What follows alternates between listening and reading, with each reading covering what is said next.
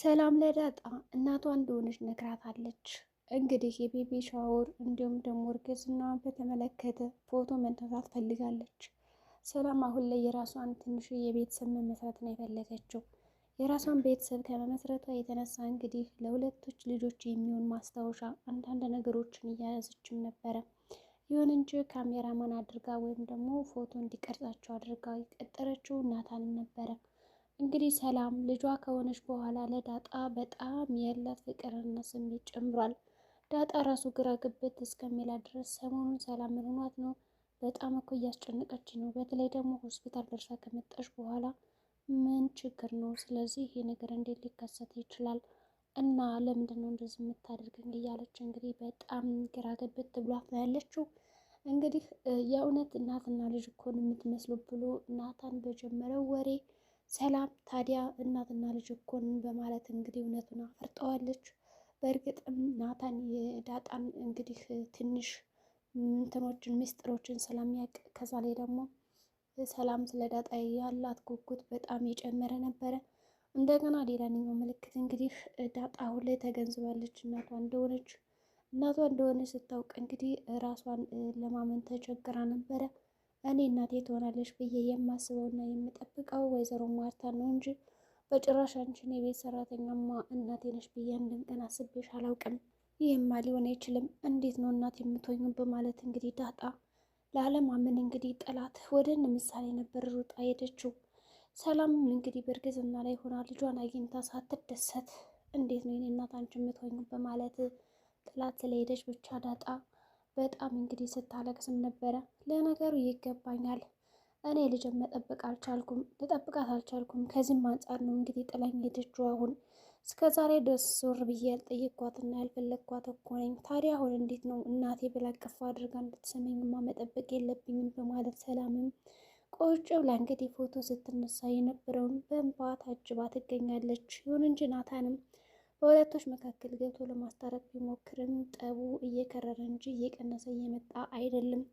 ስለዚህ የናታን አማራጭ ምንድን ነው ያደረገው? በቃ ሰላም ላይ ወደ ቤት እንግባ ይልና ወደ ቤት ሊያስገባት ሲል የሰላም ምጥ እንግዲህ ይመጣል ማለት ነው። ምክንያቱም በጣም ወሯ ደርሷል፣ መውለጇ ተቃርቦ ነበረ። በዚህ ቅጽበት እንግዲህ ናታን የሚይዘውና የሚያደርገው ግራ ገብት ይለውና ያው እንግዲህ ግቢ ላይ ስለነበሩ ሁለታቸውም ይወድቃሉ ማለት ነው። ከወደቁ በኋላ ሰላም እሪቷን ተቀልጠዋለች። ናታን ምን ማድረግ እንዳለበት ግራ ገብት ብሎታል።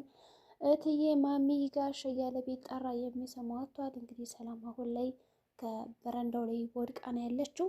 ናታን ለመርዳት እየሞከረ ነው። ምናልባትም እንግዲህ ናታን ያው ዶክተር ሆኖ ሊያዋልዳት ይችላል፣ ወይስ ደግሞ ሌላ ችግር ይፈጠራል። ምንም የሚታወቅ ነገር የለም። ከዛ በተጨማሪ እንግዲህ አበጌ እንደተለመደው ቁርስ የት አለ በማለት እንግዲህ የባለ ሀብት ልጅ ያው ከባድ ነው እና ሰላምን ስትጠይቃት ሰላም ደግሞ ዳጣ ሳትመጣ ዛሬ ቁርስ የለም የራሳችሁ ጉዳይ ብላ እንግዲህ ለውሃ ብቻ በመስጠት ሌሎቹ እንዲጠብቁ አድርጋቸውም ነበረ። በዚህ የተነሳ አበጌ ትናደድና እንዴት ነው እኔ የዚህ ቤት ባለቤት ሆኜ ጭራሽ ለአንድ ዱርዬ ልጅ እሷ ሳትመጣ ቁርስ አበሉም የምትለን? ደግሞ ዝኮ የምንከፍላት እኛ ነን በማለት እንግዲህ ከናታን ጋር ታወራለች። እንደውም ሄጄ ነው ልክ ልኳን የምነግራት በማለት እንግዲህ ወደ ኪችን አምርታም ነበረ። ግን አበጌ ወደ ኪችን ስትሄድ ያልጠበቀችው እና ከወትሮ ለየት ያለ ነገር ነው የገጠማት። በዚህም ቅስፈት እንግዲህ ቆያች ዱርዬ እስከ መቼ ነው የምንጠብቃት? አንቺን እና እሷን እዚህ ቤት ነው ማስወጣችሁ ስትላት፣ እንዲሁም ደግሞ ቆይ በተኛችበት ነው ሲጣርቅ የምገላት ስትል እንግዲህ የእናትነት ስሜት ይነሳባትና ሰላም በጥፊ መታታለች። ጥፊው እንግዲህ ጉንጯን እስከሚያማት ድረስ ነው የመታቻት። በዚህም እያለቀሰች ወደ መኝታ ክፍሏ ሄዳለች። ከዛ ያለውን ነገር ለወይዘሮ ማርታ እያንዳንዱ ነው የተናገረችው። ወይዘሮ ማርታ አሁን ላይ የሰላም ጸባይ እንደተቀየረባት ታውቃለች። ምክንያቱም በተለይ ደግሞ ሆስፒታል ደርሳ ከመጣች በኋላ ከዛ በተጨማሪ ደግሞ የሆነ ነገር ስትሆን ደሬ እባክህ ደገፍ አድርጋት ነው የምትለው። ይህን ሁሉ ነገር እያደረጋት ከፊት ለፊቷ እጇን እየጨበጠ ያስገባት ያስወጣት እንኳን ምንም እየጠረጠረችው አይደለም። ደረጀን እንግዲህ ማርታ ያላት እምነት በጣም ከባድ ነው። በእርግጠኝነት አሁን ዳጣ የሷ ልጅ እንደሆነ ስታውቅ፣ እንዲሁም ደግሞ አሁን ላይ የሰላም ጸባይ ከወትሮ ለየት ያለ ስለሆነ በተለይ ለዳጣ እየተንገበገበች ስለሆነ ማርታ እንግዲህ ልጇ እንደሆነች የምታውቅ ይመስለኛል። በእርግጠኝነት ማርታ ከዛ ቤት እንግዲህ እንደምታባራቸው እርግጥ ነው። ምክንያቱም እንዴት ቢደፍሩኝ ነው በቃ እንደዚህ ነገር ያደረጉኝ ብላ ሌላ ችግር ይመጣባታል። በተለይ ደግሞ አበጋ አሁን ናታንን የማግባት ፍላጎቷ እየጨመረ ስለሆነ ደረጀን በዚህ ጉዳይ እባክህን አባቷን ጠይቀው እያለችው ነው። እሱ ደግሞ እዚህ ውስጥ እኔ እጅ የለበትም አይገባኝም አይመለከተኝም ብሏታል። ግን ደረጀ እንደዛ ማለቱ ለሁለቶችም ልጆች ብሎ ነው። በእርግጠኝነት አሁን ወይዘሮ ማርታ ለዳጣ እንዲያገባት ፈልገ ነው አይደለም። መጀመሪያውኑም ላበግ ደውልና ይህን አባቱን አናግሮ ስለምቢ ያልከኝ ብላ እንደምትጣለው እርግጥ ነው። ምክንያቱም አንተ ከመጀመሪያ ልጅህ ይልቅ ሁለተኛ ልጅ መርጠሃል። ስለዚህ ከተለየን ወይም ደግሞ ከኛ አስተሳሰብ ከወጣ አንተ ቆይታል በማለት አቶ ደረጀ ብዙ ነገር እንደሚገጥመው እንግዲህ የታወቀ ነው።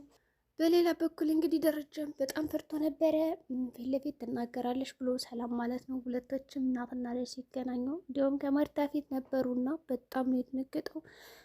ምናልባት ከነገረቻት እንግዲህ እናቷን ብላ ሌላ ችግር እንደሚገጥመው ስላወቀ እባክሽ እያለ በአይኑ ጠቀስ ያደርጋታል። ሰላም ደግሞ በቃ አይኗ እንዳለ ከዳጣ ላይ ነው። በቃ አይኗ ሁሉ ነገሩ ከዳጣ ላይ ነው የነበረ። ዳጣ ራሱ ግራ እስከምትከበር ድረስ እንግዲህ ኪችን ሄዳ ምግብ ሰርታላት ስታጎርሳት ስትጨንቃት፣ ግን በዚህ ቅጽበት ደግሞ የሆነ እቅፍ አድርጋት ፈጣሪዋን እያመሰገነች ነበረ ሰላም። ከዛ በተጨማሪ ልጇን እንግዲህ በቃ አውርታ ራሱ ልትጠግባት አልቻለችም። የገጠመች ነገር ካለ አካፊኝ እስኪ ምን አሳለፍሽ ምናምን እያለች ስትጠይቃት ዳጣ እያንዳንዱ ነገር ነው የነገረቻት። እኔ ሆስፒታል ሄጄ አላውቅም፣ አንድ ጊዜ ነው ሄጄ የማውቀው። ያንንም ሄጄ የማውቀው እንግዲህ የሆነ በቃ ሲያሯሩጠኝ የሆነ ልጅ ወደቀና ከዛ ጭንቅላት ደማ እና በዛ ምክንያት ሆስፒታል ሄጄ አውቃለሁ እንጂ እዛ ወዲህ ሄጄ አላውቅም። አንቺ ግን ተቀየርሽ፣ ምነው ሆስፒታል ደርሰሽ ከመጣሽ በኋላ እያለቻት ነበረ። እንግዲህ ይህ ሁሉ ወሬ እያወራቻት በደቂቃ የሆነ በጣም የጣፍጥ ቁርስ ምግብ ሰርታ ነው የጠበቀቻት። ወይዘሮ ማርታ ደግሞ አንድ ቀን ሰላም ብትጠፋ እኮ እዚህ ቤት በቃ የሚበላ ጠፋ፣ በቃ የሚሰራ ጠፋ። ስለዚህ ሰራተኛ እናምጣ እያለች ነው ድርጅት። ቀጣይ የምትመጣ ሰራተኛ በእርግጠኝነት እንግዲህ ክፉ ለምትሆን ብዬ አስባለሁ። ምክንያቱም ሰላም እስካሁን ጥሩ ሰው ነበረች። ከዛ ሚስጥራቸውን ካወቀች ደግሞ የበለጠ ገንዘብ ልቀበል እንደምትል ብዙ ነገር የሚከሰት ይመስላል። ዳጣም እንግዲህ እናቷን ካወቀች በኋላ ወደ እነ ምሳሌ ነበር ሄደችው። ከነ ምሳሌም ጋር ሄዳ እንግዲህ በቃ ሁሌም ነው ሰላምን ስለምታደንቃት እናቷ እንደሆነች ምናምን ነገረቻቸው። ከዛ እነሱም እንኳን ደስ አለሽ እናትሽን ማገኘሽ ብለዋታል። ያው ሞገስንም እንግዲህ አመስግነዋለች ማለት ነው። ሁሉ ነገር የሆነላት በሱ ነው። እና ሰላም ደግሞ ምግብ ስታጎርሳት ከሳሽ ትላታለች። እንግዲህ ከስተሻል እያለቻት ነበር። እሷም እንግዲህ ኧረ እኔ ደህና ነኝ እያለ ያው እየሰከሰከች ነበር ምግቧን። ይሁን እንጂ እናት እንግዲህ ወዲያ በልታ የምጠግብ አይመስላትም። እንግዲህ ከዛ አንጻር ሰላም ስትተውን የነበረው ትወና በጣም አንደኛ ነበረ፣ የሌለ ነበረ ማለት ይቻላል። በደንብ ነው የሰራችው። በተጨማሪም ያው ደረጃ ሁለቶች አንድ ላይ እንዲቆዩ አልፈለገም። ምክንያቱም ትነግራታለች ብሎ ጠርጥሮና ፈርቶም ነበረ። ሰው የምድር ሆነው ዳጣ በቃ ሂጂ አንቺ የሆነ ዕቃ ገዝተሽልኝ ነይ ሲላት ራሱ በቃ ሰላም ልትለቃት አልፈለገች። ተመልሳ የምትጠፋ ተመልሳ የማትመጣ ነው የመሰላት እና ግጥም አድርጋ ያዘቻት። ስለዚህ ዳጣም ይወሰል አልገባት። በመጀመሪያ ደረጃ ችግር የለውም ደረጀ በቃ ናታንን ላከው ትለዋለች። ከዛ እነሱም እንግዲህ ሺልና ይወጣል ናታን እንዲሁም ደግሞ ደረጀ ዳጣም ያው እንግዲህ እየተጫወቱ እያለ ቁጭ ብለው ታሪክ ተረት ተረት እያወሩ ነው። በዚህ ቅጽበት እንግዲህ ያው ዳጣ 3ኛ ክፍል ተማሪ እያለሁ የማረሰው ገጠመኝ አለኝ እሱን ላጫወታችሁ በማለት ታካፍላቸዋለች። እንግዲህ ሰላም ተደብቃ እያቻቸው ነበረ። በቃ ዳጣ በጣም ነው እኮ የምትገርሚው፣ አሁን አባትሽ እንደሆነ እያወቅሽ ግን እንዴት ነው ደረጃ የምትይው እያለች ሁላ ስትገረምባት ነበረ። እንግዲህ ያው ያጋጥማል የሚባለው ብቻ እንግዲህ ሰላም አሁን ልጇን ስላወቀች ደስ ብሏታል። በእርግጠኝነት ማርታ ትጠረጥራለች ብዬ አስባለሁ። እዚህ በኋላ ያለውን ነገር አንደኛ አቤጌም ተደብድባለች። እሷ ደግሞ ለምን ደበደበች?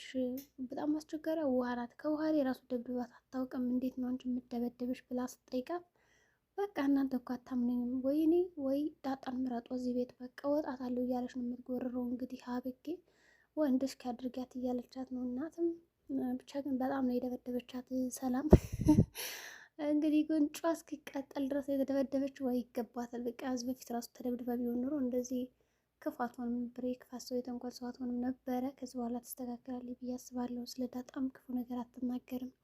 ብቻ ማርታ ችግር የለውም አንቺ ምን ብለሻት እንደሆነ ንገሪ ስትላት በቃ ራሷን ዝም ብላ ናት የምታችኝ፣ ቁርስ አልሰጥም ብላ መታችኝ አለቻት። እንግዲህ ሁሉንም አልነገረቻትም፣ ግማሹን ነው። ከዛ እኔ ሄጄ እነግራታለሁ ትላታለች። እሺ በማለት እንግዲህ ወይዘሮ ማርታ ወደ ታች ትወርዳለች። ከዛ ሶስቶች እንግዲህ ፎቶ እየተነሱ ነው። ዳጣም ካወቀች በኋላ በጣም ደንግጣለች። ናታንም በጣም ደንግጦ ነው ያለ። እናቷ ናት ስትለው ማርታ ምን ትላለች? ይህንን ነገር ሰምታ ከሆነማ በቃ ሁላቸው ተባረሩ ከዛ ቤት። የዛሬ ጉዳችን ይህን ይመስላል። በቀጣይ ቪዲዮ እስከምንገናኝ መልካም ጊዜ ይሆንላችሁ።